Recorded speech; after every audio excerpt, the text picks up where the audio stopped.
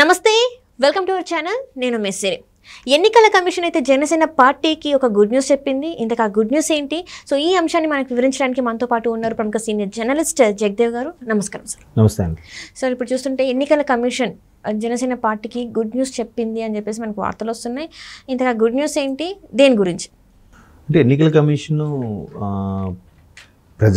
ప్రజారాజ్యం పార్టీనే వస్తుంది నాకు.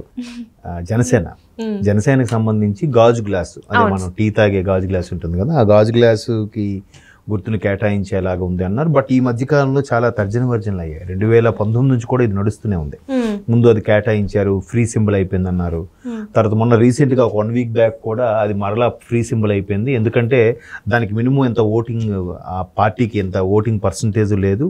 తరువాత ఆ ఓటింగ్ పర్సంటేజ్తో పాటు కనీసం ఇన్నైనా సీట్లు గెలుచుకుంటే, కనీసం ఒక 10 సీట్లు 15 సీట్లు గెలుచుకుంటే పర్మనెంట్గా దానికే ఆ సింబల్ ఇచ్చేస్తాము అని రకరకాల ఏవో, అంటే ఒక సింబల్ కేటాయించినప్పుడు పెట్టే కండిషన్స్ ఏవైతే ఉన్నాయో ఆ నిబంధనలన్నీ వర్తిస్తాయి అన్నారు. అయితే ఈలోగా రాష్ట్రీయ ప్రజా కాంగ్రెస్ అని ఒక పార్టీ, గోదావరి జిల్లాలకు చెందిన వ్యక్తి అనుకుంటా ఆయన, గోదావరి ఈస్ట్ వెస్ట్ సంబంధించిన వ్యక్తి. ఆయన అదే గ్లాస్ సింబల్ మీద ఆయన అప్పీల్ చేసుకున్నప్పుడు ముందు ఎవరిది వెళ్ళింది అనేది తీరా చూస్తే వీళ్ళదే ముందు వెళ్ళింది. 1 వీక్ ముందుగా వీళ్ళదే అప్పీల్ వెళ్ళింది. వీళ్ళకే కేటాయించాలని ఎన్నికల కమిషన్ కూడా చెప్పింది. బట్ ఈ ఎట్లా అయ్యేసరికి ఏమంటారు, లేదు మాకు అన్యాయం జరిగిందని చెప్పి వీళ్ళ తరపు లాయర్ ఒకటి రెడీ అవుతాడు. ఎలాగో లాయర్ వాళ్ళు రెడీ పెట్టారు కాబట్టి వీళ్ళు కూడా జనసేన తరపున ఒక లాయర్ పెడతారు. వీళ్ళు పెట్టి అంతా అయ్యేసరికి సరే అని చెప్పి ఏమన్నారు, ఇదైతే జనసేన 21, మొన్న రీసెంట్గా ఇంకోటి ప్రకటించారు, 22 స్థానాల్లో మాత్రమే జనసేనకి గ్లాసు. మిగతా రెస్ట్ ఆఫ్ 175లో 22 స్థానాలు తీసేస్తే మిగతా అన్ని స్థానాలకు కూడా, అంటే ఆల్మోస్ట్ 153 స్థానాల్లో కూడా గ్లాస్ ఎవరికైనా ఇచ్చుకోవచ్చు. అంటే ఇండిపెండెంట్ అభ్యర్థులు ఎవరికైనా ఇచ్చుకోవచ్చు అనమాట గ్లాస్ సింబల్ని. అట్లాగా కూడా తీర్పు వచ్చే అవకాశం ఉందన్నట్టుగా కొన్ని వార్తలు వినిపించాయి. సో మొత్తానికి ఎట్టకేలకు తీర్పు అయితే రిజర్వ్లోనే పెట్టింది హైకోర్టు. బట్ వీరికి ఇంత ఇప్పుడు జనాదరణ ప్రకారము 6% కాస్త 15% ఓటింగ్ పెరిగిందని ఒక సర్వేలో ఉండడం. ఆ తర్వాత దీన్ని 2019 అలాగే ఇప్పుడు 2024లో కూడా అసెంబ్లీ పార్లమెంట్ నియోజకవర్గాలకి సంబంధించి ఈ గుర్తును కేటాయించి ఈ గుర్తు ద్వారా గెలుద్దాం అనుకుంటున్నాం.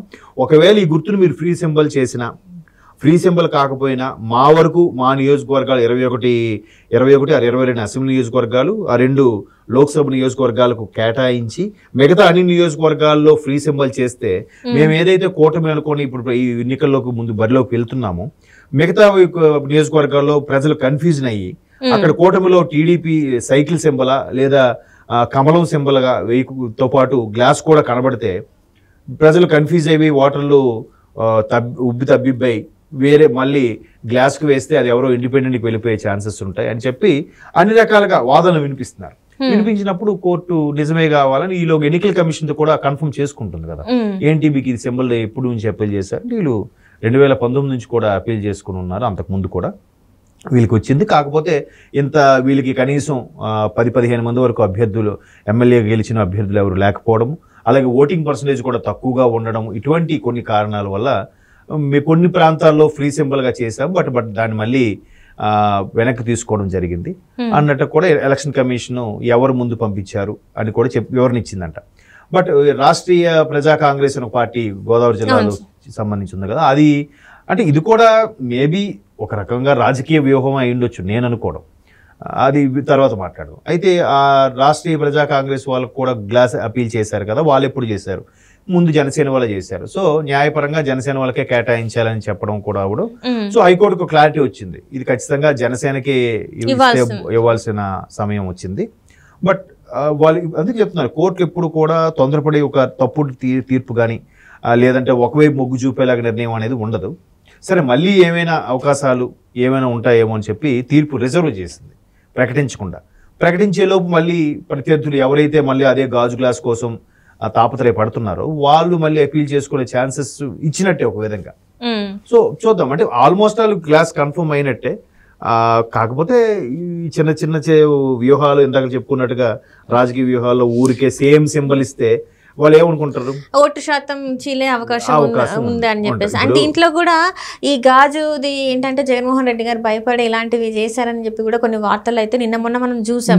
నిజంగా అవి జరిగి ఉంటాయి అంటారా? అంటే ముఖ్యమంత్రి గారు భయపడుతున్నారా మరి గాజు గ్లాసుకి భయపడుతున్నారా? భయపడటం కాదండి, అంటే భయం అని బయటికి చెప్పకుండా ఆయన ఇప్పుడు ఆయనకు ఒక వార్డు మెంబర్ కూడా లేడు ఆయన తరపున, ఐ మీన్ జనసేన పార్టీ తరపున ఒక వార్డు మెంబర్ కూడా లేడు.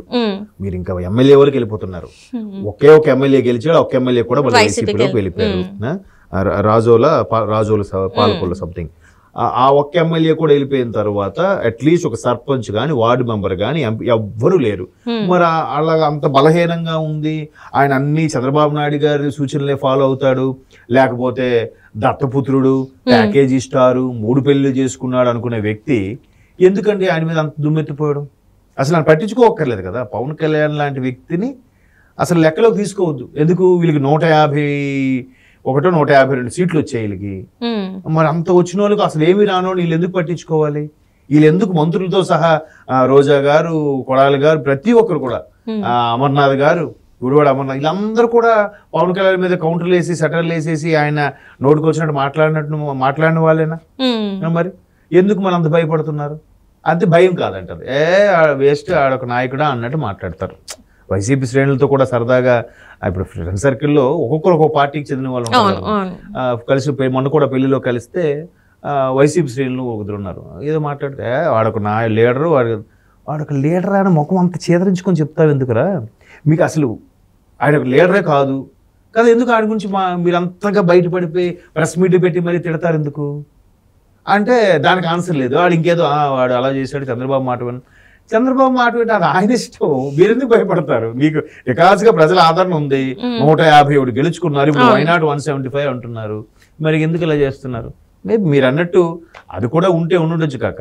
ఎందుకంటే ఆయన పార్టీలో ముందుగా చేరి కరెక్ట్గా ఎన్నికల టైంకి బయటకు వెళ్ళిపోయేలా చేయడం, ఊరికే ఆయన పార్టీలే పవన్ కళ్యాణ్ అసలు ఏం పట్టించుకోవట్లేదు, ఒకవైపు సినిమాలు అంటాడు, ఒకవైపు ఇది అంటాడు అని అనడం. ఆస్తులు అమ్ముతారు, ఆస్తులు అమ్ముతున్నారు, అది చెప్పట్లేదు ఎవరు.